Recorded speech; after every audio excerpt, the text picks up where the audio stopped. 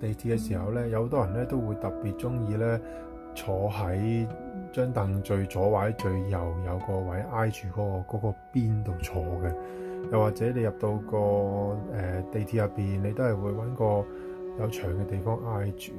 其實咧呢一個咧都牽涉緊上次好耐之前講過嘅一個叫私人空間嘅嘢。例如你喺嗰個角落頭度，你玩電話咁